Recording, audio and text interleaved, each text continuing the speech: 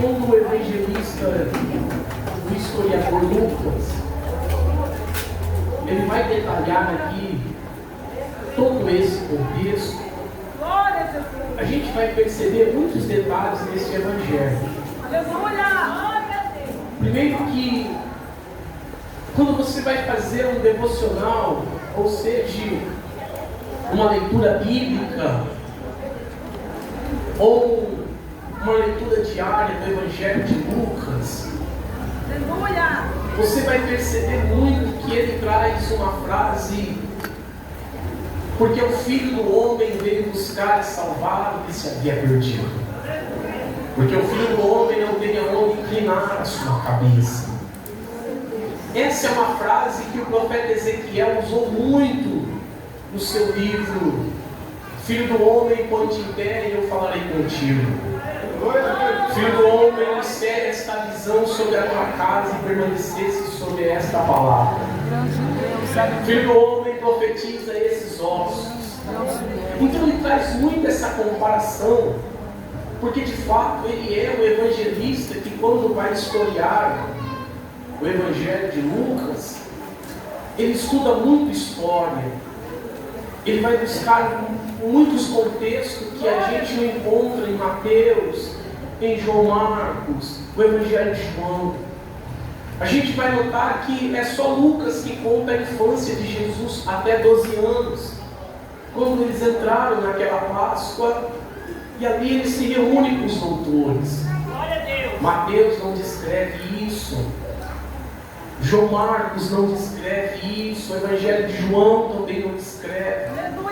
Então Lucas é bem detalhista mesmo em dar esses detalhes. Não que o contexto do Evangelho ficaria mais completo, mas que aperfeiçoaria a leitura e edificaria uma crença muito grande ao esperar diante de toda a boa obra. A gente vai perceber que aqui ele já não é mais um médico amado, ele já tinha renunciado à medicina, já tinha se convertido em algumas viagens de Paulo, e quando ele vai historiar todo este contexto, vai faltar condições financeiras para as impressões. Por isso que, quando você vai ler o capítulo 1, a primeira impressão que dá é que essas cartas chegam a Teófilo. Não é para o povo grego, não é para o povo que esperava em Roma, mas um amigo Teófilo. E é através de Teófilo que todos esses documentos chegariam aos gregos e aos povos. Porque se Teófilo não tivesse nessa transição de amizade, quem sabe todo esse contexto aqui não teria chegado em nossas mãos. Aleluia, Jesus. Então Lucas está vivendo na pele aquilo que alguém vai viver esse ano. Aquilo que você não tem condições para fazer, Deus vai colocar alguém no seu caminho para te ajudar.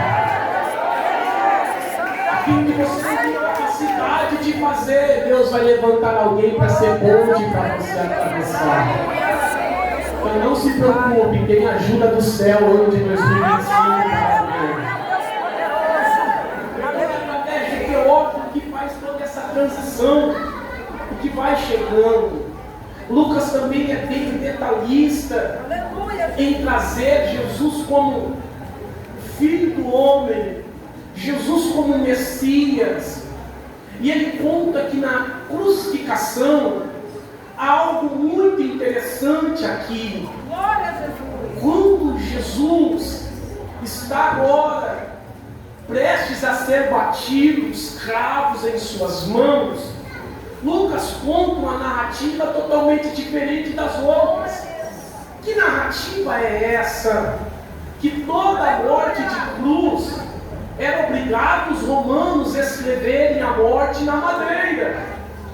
Então, quando alguém está batendo ali, daqueles homens punidos que estão com Jesus, um dos soldados que estão ali agora, no turno do seu trabalho, vai olhar para o centurião e dizer: se esses dois estão ladrando, e a gente tem que escrever ladrão nessa cruz, então esse Jesus também será ladrão.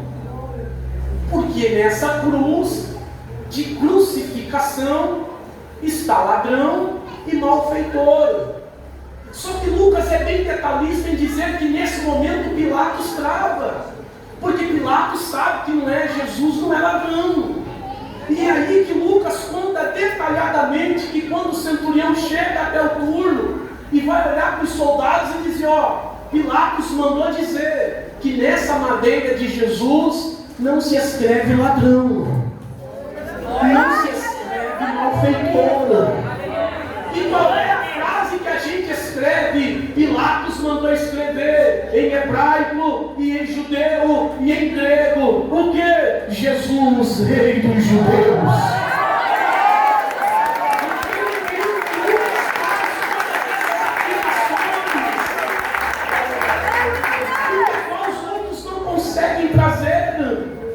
Outras afirmações que Lucas também traz é quem está ao pé da cruz: soldados, Maria, mãe de Jesus, Maria de Magdala, o apóstolo João. Todos aqueles que estão ao pé da cruz representam alguém aqui nessa noite. Por que Lucas traz todas essas afirmações? Porque os soldados romanos que estão ali, alguém poderia perguntar para ele, dizer assim: por que você está aqui? Nem eu sei, só estou aqui porque é o meu turno de trabalho e só posso sair daqui quando ele morrer. E se ele demorar para morrer, a gente tem que quebrar as pernas dele. Mas eu estou aqui por motivo de trabalho, eu estou aqui porque eu tenho que estar aqui, eu estou aqui porque eu sou obrigado a estar aqui. Pilatos me colocou nesse turno para trabalhar justo hoje. Se alguém perguntar aqui, não sei para todos, mas alguém aqui, quem sabe, está aqui por acaso. Alguém nem sabe porque está aqui hoje. Alguém nem sabe porque veio aqui hoje. Alguém quem sabe não tinha nada para fazer lá em casa, aí veio assistir um culto aqui hoje. Mas por outro lado, tem gente aqui que não veio porque não tinha nada para fazer. Veio porque sabe quem ressuscitou.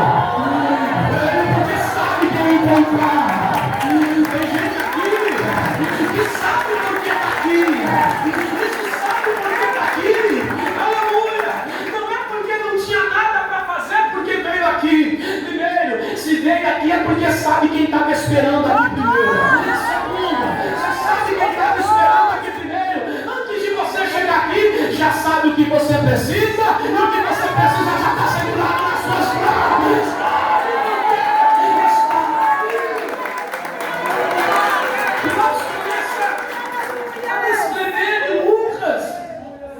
Trazendo tudo isso, chega onde a gente leu, por causa do tempo. Passam-se os dias, e a angústia é tão grande dessas mulheres aqui, que adorador não vive sem a presença do Senhor. Quem é servo e serva de Deus não consiga ficar longe dele. Irmãos, aleluia, não sei como tem gente que consegue ficar sem congregar dias e mais dias. Quem é, aleluia, servo e serva do Senhor, não é que o templo faz a diferença, mas é quando se reúne o ambiente fica diferente na presença dele.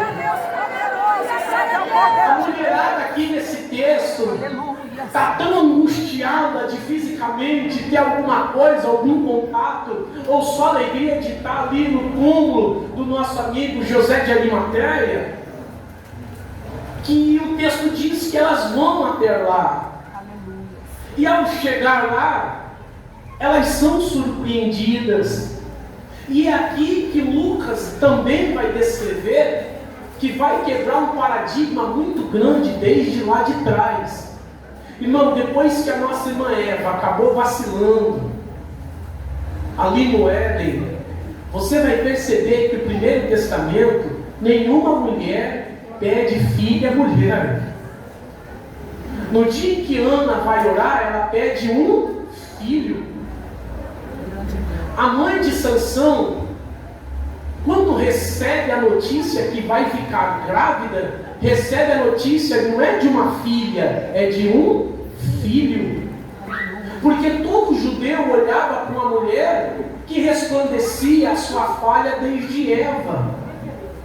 E alguém sempre da história descrevia que foi por causa de Eva que Adão vacilou. Se Eva não tivesse vacilado, Adão também não tinha escorregado. Então a margem do pronome feminino fica muito para baixo. Mas quando Maria Virgem fica grávida do Messias, já começa uma quebra de protocolo aí.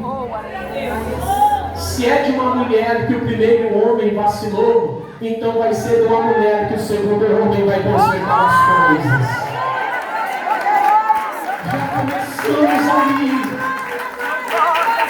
A gente vai perceber que todos os contatos que o fariseu não queria ter com a mulherada, Jesus teve.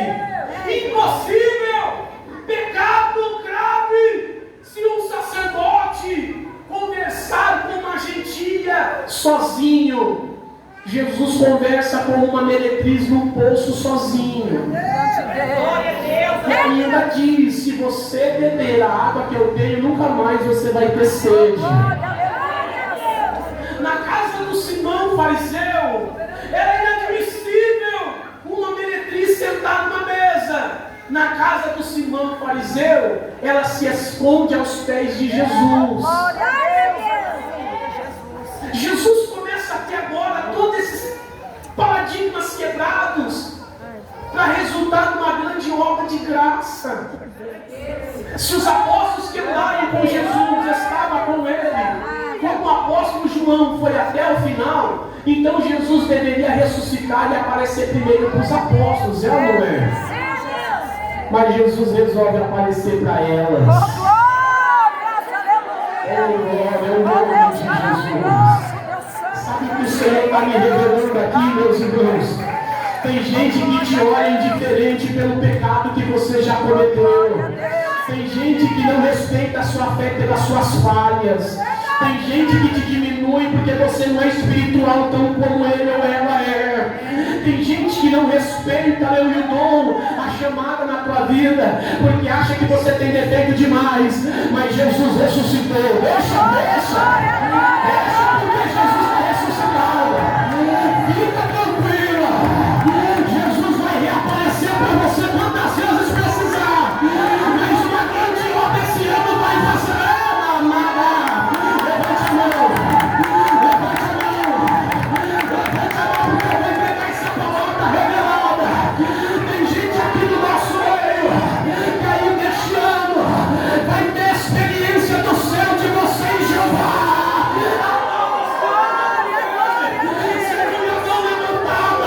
Tem gente aqui no nosso meio que esse ano o céu não vai abrir para você, mas os seus olhos espirituais serão abertos pelo meu Cristo vivo. Sabe por quê? Porque tem muita gente que acha que é, mas nunca vai ver o que Jesus quer mostrar. E o que você acha que não é, o que as pessoas te apontam, é o mistério de Deus que está vindo aí.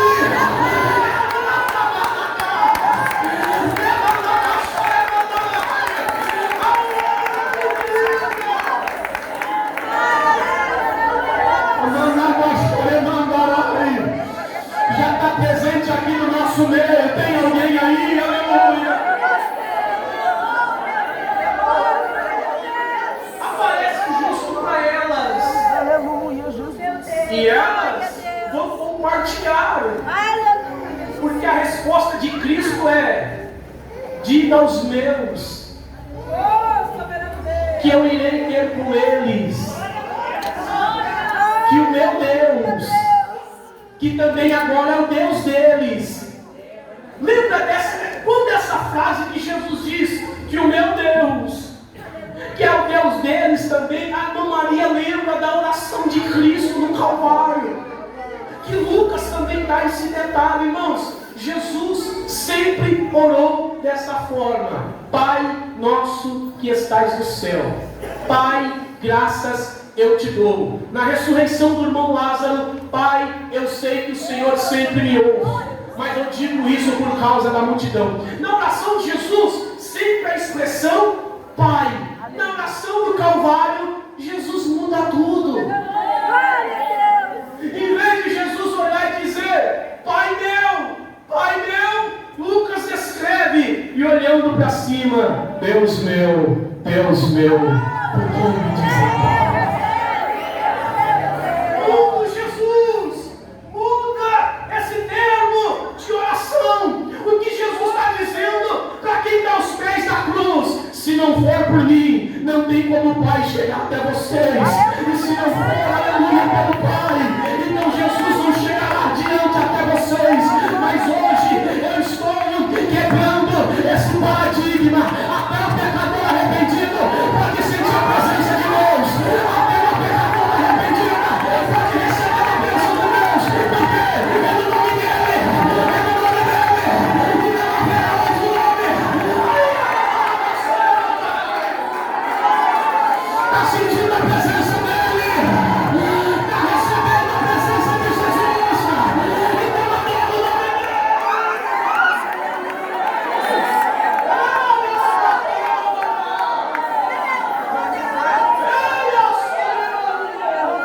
Glória a Deus, aleluia.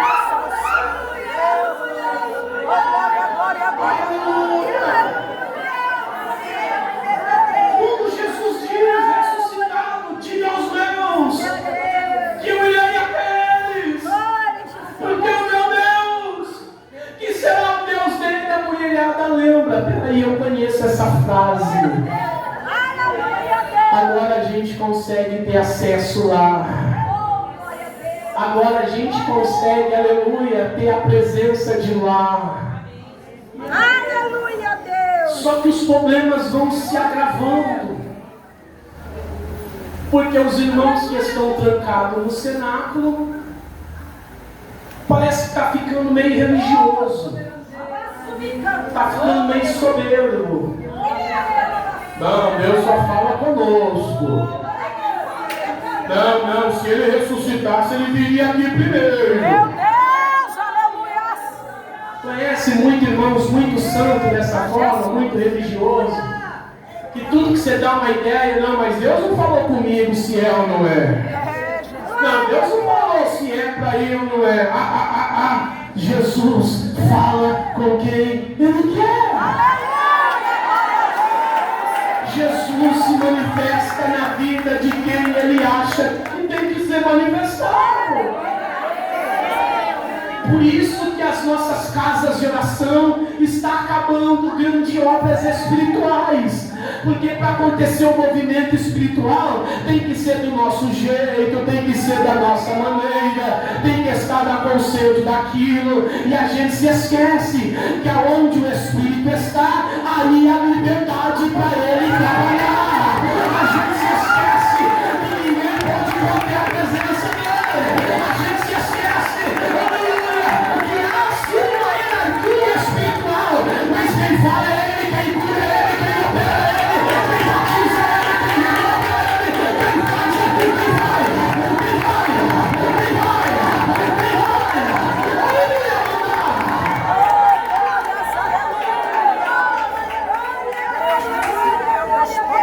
Os irmãos que estão no cenário estão um pouco religioso. Mano, eu estou sentindo a presença de Jesus aqui no nosso meio.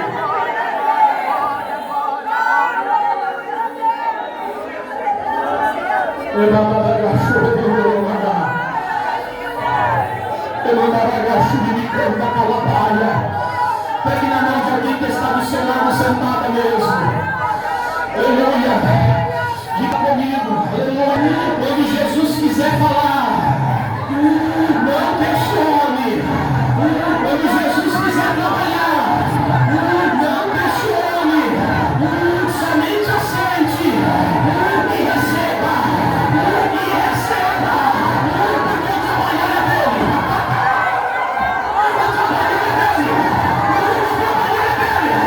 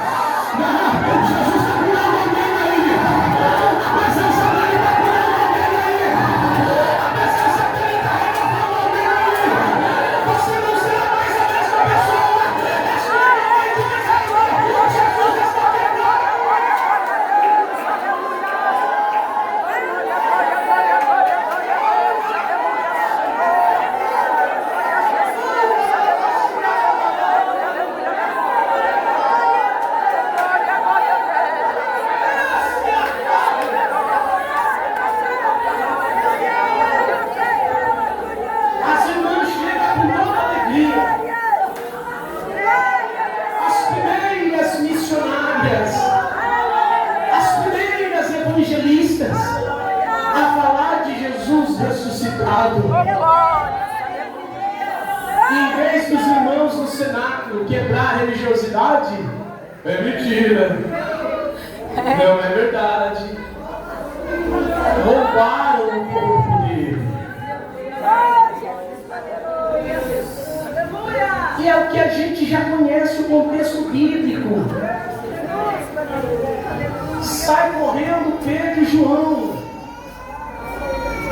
O que a gente consegue identificar aqui é que Pedro saiu na frente, mas quem chegou primeiro foi João. Não teve a coragem de entrar no sepulcro vazio. Pedro até entrou, mas viu os lençóis dobrados. Aleluia, glória a Deus. Só que Pedro aqui, a cabeça de Pedro está totalmente confundida. Ou melhor, Pedro está totalmente conturbado. Sabe por quê? Sabe qual é o medo de Pedro aqui, meus irmãos? Se for verdade que ele ressuscitou, quando ele aparecer para mim, o que é que eu vou falar para ele? Glória a Deus. Porque eu neguei ele. O galo cantou e eu já tinha feito bobeira.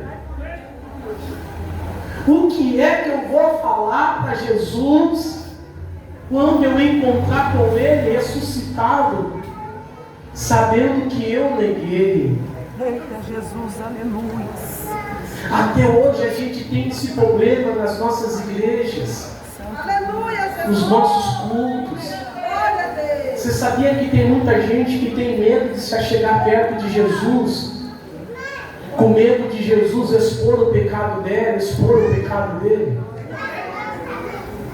Tem gente que até hoje tem medo de se achegar em cultos e se entregar para Jesus, com medo de o que eu vou dizer para Jesus, se ele falar tudo na igreja o que eu já fiz ou deixei de fazer. Eu acho que o melhor não era ter medo agora enquanto a gente vive a graça. O negócio é ter medo no dia que a gente for prestar conta com ele lá em cima. Aí a gente tem que ter aquele ranço por dentro. Verdade, Deus, misericórdia. Aí a gente tem que sentir aquele gelo ainda, se é que alguém sente esse temor ainda.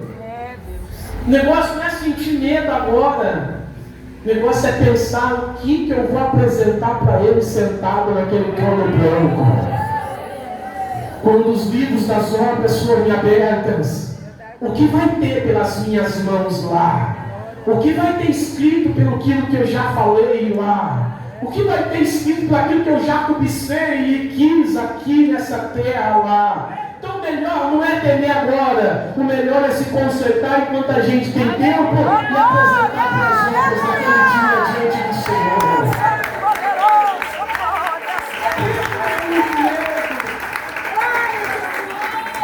Aleluia. A morte aqui, irmãos, já não tem nenhum poder mais. Porque até antes de Jesus chegar até lá, tanto para o inferno como para o seio de Abraão, passariam pela morte. Não tinha como ir para o inferno sem passar pela morte. Não tinha como ir para o seio de Abraão se não passasse pela morte. Porque ninguém tinha vencido ela ainda. Então Jesus agora, quando está no Calvário, não praticamente morre pela morte. Porque senão, alguns dos fariseus entrariam nas sinagogas, historiariam tudo aquilo que eles tinham que historiar, e pensariam dessa forma: se o salário do pecado é a morte, e se esse homem morreu mesmo, então ele pecou. Então toda a sua glória é tirada. Não há como ele ser o Messias. Por isso que quando a morte está vendo Jesus naquele Calvário, e os relâmpagos estão relampeando, a presença do Senhor está se aproximando da terra. Ele está dizendo, porque ele desampara, Senhor, meu Deus,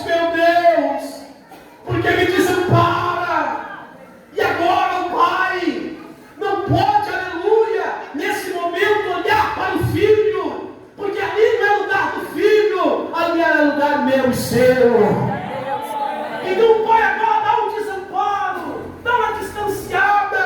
A morte está agora tremendo, porque sabe que a partir daquele momento vai acontecer alguma coisa. Vai acontecer algo que a humanidade terá esperança. E em vez de ele morrer, ele se entrega. Tetelestai, está consumado. A ti entrego meu espírito. Eu não posso morrer, eu tenho que me entregar. Porque se eu morrer, alguém pode amanhã depois dizer que o salário do pecado é a morte. Então eu estava determinadamente no pecado de cruz, na maldição. Então eu vou me entregar. A ti entrego meu espírito. Está consumado. A dívida dele, eu estou pagando aqui agora. O casamento dela e dele com a minha igreja, eu já estou pagando o dote primeiro. E estou dizendo mais ainda, eu estou pagando o dote do casamento, mas eu vou voltar a buscar minha noiva. Eu vou buscar minha noiva.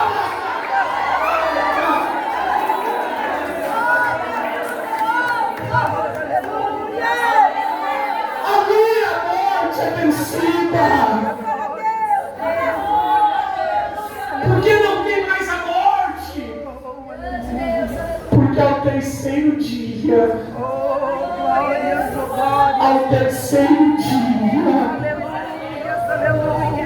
alguém percebe a presença do Senhor. A morte tem que devolver a chave dela. E o diabo a chave do inferno. E olhar para ele e dizer: agora é o Senhor que manda. Agora a morte não manda mais nada. Agora o diabo não manda mais nada. Acabou o diabo escravizar aquela pessoa da sua vida. Acabou a morte querer tocar em um dos teus e acabar com a alegria da tua família. A morte, o diabo não manda mais nada. A chave está na mão do Rei dos Reis. A chave está na mão dele. Eu vim através de uma palavra profética que o Senhor está me dando aqui. Quem estava morto espiritual,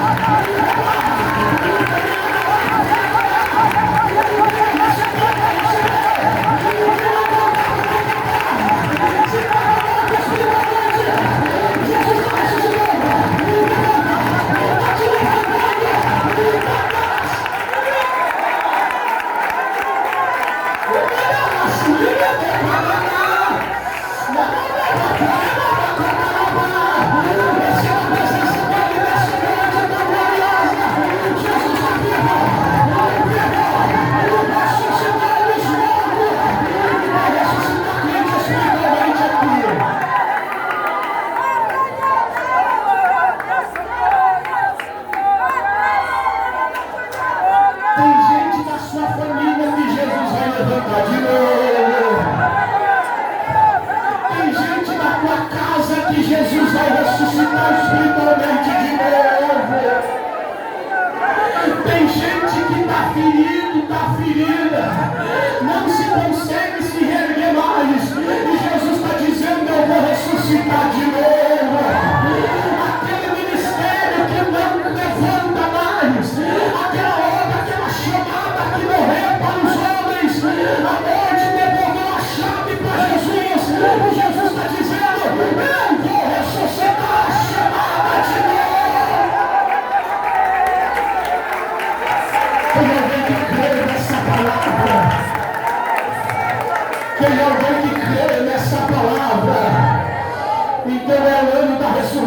Espiritual na tua vida e toda a tua família. Oh, glória a Deus. Oh, glória a Deus. Oh, glória ao nome de Jesus.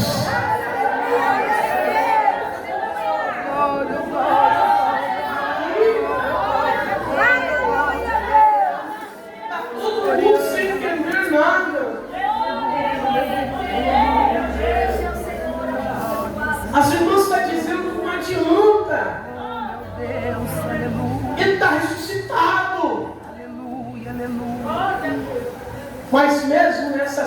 situação difícil tem adorador. Porque adorador reage quando sente a presença do Senhor. Adorador quer ficar perto do Deus da adoração. E Pedro nos dá esse exemplo. Quando recebe a notícia que ele está vivo, vai até o sepulcro, é ou não é? E não tem mais nada lá. Aleluia. No cenáculo, Jesus reaparece, mas não trata Pedro na conversa. No cenáculo, só fala para eles: receba o Espírito Santo, sopra sobre eles, e depois trata com Tomé. Foi ou não foi? Tomé, seja crentes, vê os cravos nas minhas mãos. Bem-aventurado é aquele que não viu, mas creu. Com Pedro, diretamente não trata nada. Mas mais uma vez, Jesus ressuscitado. Alguém a noite toda não pescou nada. E André olha para Pedro e diz: vamos para a beira da areia, porque a noite para a gente já foi. Mas alguém percebe: alguém, o homem desceu da praia de Tiberíades. Oh, aleluia. Alguém percebe: alguém desceu da praia de Tiberíades. Pegaram alguma coisa ali, amigos? Nada. Então vocês têm que lançar a rede para o outro lado. Se cansou de jogar pela esquerda, joga uma vez pela direita. Está na hora de mudar o comportamento. Está na hora de mudar a postura para dar a chuva.